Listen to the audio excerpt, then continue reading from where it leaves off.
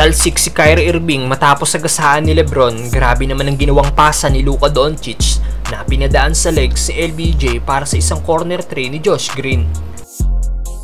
Lakers laban sa Dallas Mavericks, magtuloy-tuloy na nga kaya ang panalo ng Lake Show? Well, first 5 ng Lakers, sina D'Lo, Max Christie, Prince, LeBron at Davis. Wala nga po si Cam Reddish dala ng growing injury na nakuha nito last game. Well, first quarter, mainit kagad si Grant Williams na hinaharas si LeBron James. Kyrie Irving with a mid-range jumper. Unang nakabutas para sa Lakers si Max Christie mula sa isang tres. LeBron with an easy points mula sa assist ni Taurean Prince.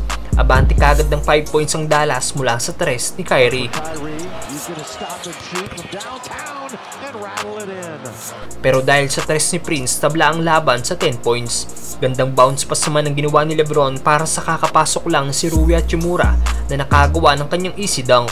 Nice start para sa Japanese native na nakagawa pa ng isang tres. Nakapuntos na rin si Davis mula sa assist ni Seawood.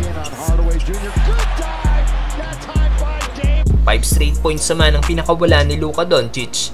Tatapos ang unang quarter, may 4-point lead ang Dallas. Leading sa Lakers si Hachimura na may 5 points, 4 points naman sina Davis at Reeves. 7 points naman kay Kyrie Irving, 6 points, 4 rebounds at 3 assists kay Luka Doncic. Second quarter, umabot na sa 7 points ang lamang ng Dallas mula sa puntos ni Kyrie.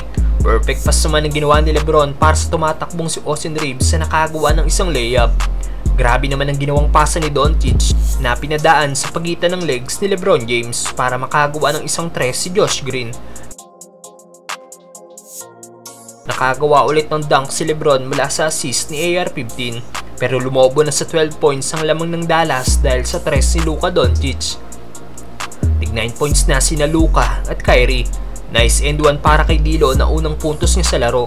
Hook shot by Anthony Davis na sinundan niya pa ng isang 200 dunk mula sa assist ni LBJ.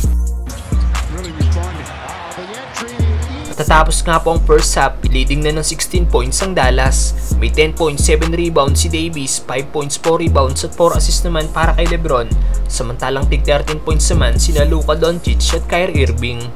Third quarter, hindi pa rin nagawang maibaba ng Lakers ang lamang ng Dallas. Alat ni Davis na scoreless sa third, samantala nag-init na si D'Lo na may 15 points. Almost double digit in points na rin sina Reeves, Hachimura at Taurean Prince.